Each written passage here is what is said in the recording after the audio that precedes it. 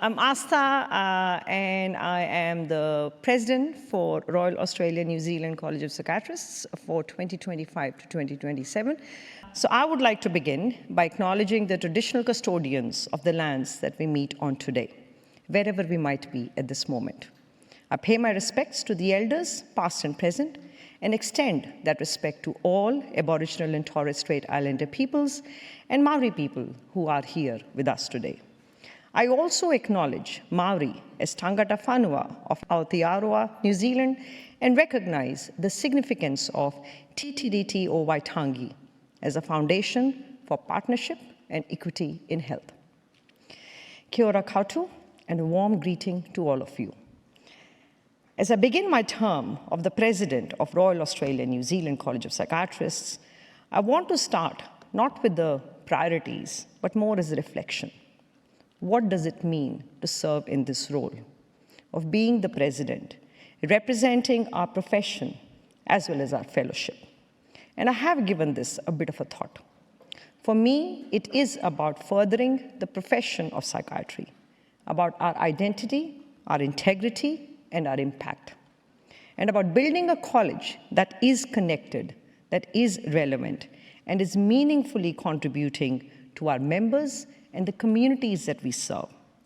And I do believe for us as a college, this is a moment for building that trust, establishing it, and a renewal, a chance to reset our direction, reconnect with our members, and reaffirm the core purpose and values of our college. Now, during my time as president-elect, and that's a good thing that we have at our college, we do get 2 years to really understand and prepare for this role. And over the last 2 years, I have tried to listen to fellows, to trainees, to SIMGs, to the communities across our both countries, to our Members Advisory Council, a rich source of wisdom. And here at Congress, through various presentations and the conversations that I've tried to hold with you, and I've had people coming up to me. And what I've heard is clear. Our members want a college that leads with integrity, listens openly, and acts with purpose. And before we get to the specifics of the advocacy, the governance, and the reform, and we have a long list of priorities, I do want to speak to the core of our profession. What do we do as psychiatrists every day? We see patients, we listen carefully, we work with complexities, we provide safe, evidence-based, and person-centered care. And we do it while we are deeply respecting our patients or people, struggling with dignity and looking at their wishes and autonomy and respecting that. That is our core work. And it is an incredible privilege to be trusted in those moments of vulnerability. We must never lose sight of that trust. Now, the world around us is changing. Mental distress and illness is more visible, is more complex. Systems are stretched, systems are fragmented. And lots of times, it's really funny, it's really bizarre, but decision makers who shape the policy and hold budgets, either they don't or they pretend, I'm not sure, but they don't fully understand what psychiatry is, what psychiatrists do. Frequently, we are excluded from decision making. And at times, we are even blamed. We are blamed by the systems, by the governments, by other clinicians, and lots of times by the communities for the gaps that we didn't create, and we tried to work through those gaps.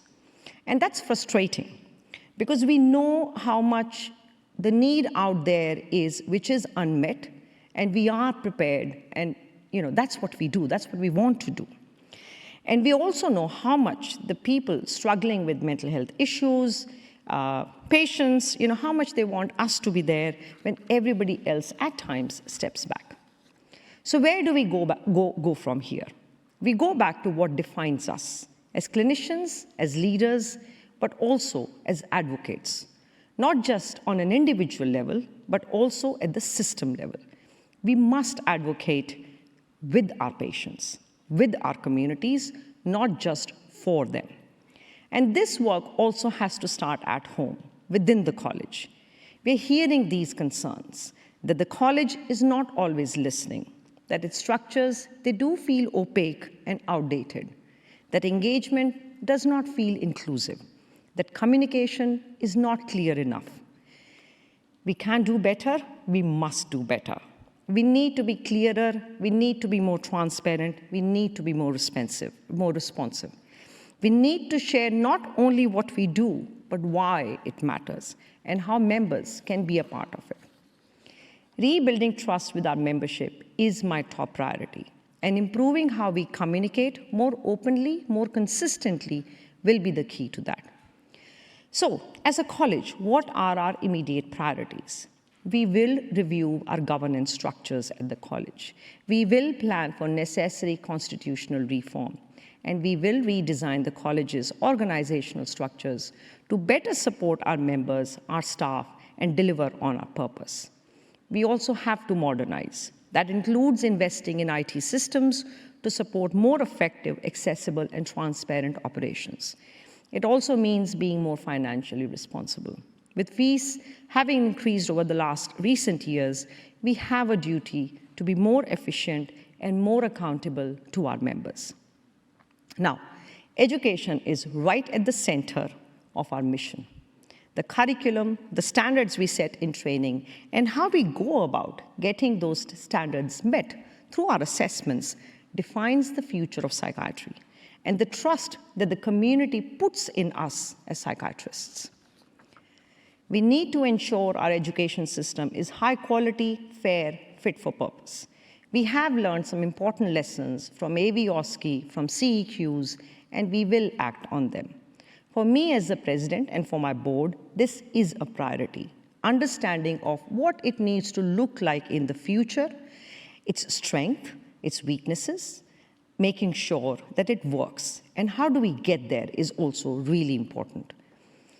Equally, we also face our responsibilities around the international medical graduates. We need ethical recruitment approaches and initiatives that support the brain circulation and not the brain drain. And the college must hold ourselves, the services, the governments, to account on this. Many of us in this room were trained in countries that invested in us. We carry with us a moral responsibility to those communities, and as a diaspora members, we feel this very acutely. One of my other top priorities will be making this college truly inclusive. That means elevating the voices of SIMGs, affiliates, the trainees. That means partnering with First Nations people across the two countries. That means listening to people, working with people with lived and living experience. That means creating safe and empowering spaces for our LGBTIQ+ members as well as communities, and ensuring the cultural, gender, geographic, and any other diversity is not just valued, but is reflected in the way we lead. Diversity and equity are essential to building the kind of college we all want to be a part of. So colleagues, here we are, not in a crisis, but in a moment of clarity. We have choices to make: who we are, what we stand for, what is the kind of college, a profession that we want to pass on. I don't have all the answers, but I do believe that the answers are with us, with our membership, and in this room, but beyond this room, in our values, in our patients and communities who remind us every day why we need to do this work. So let's get on this journey together with courage, with integrity, and with hope. And I look forward to being on this journey with you. Thank you.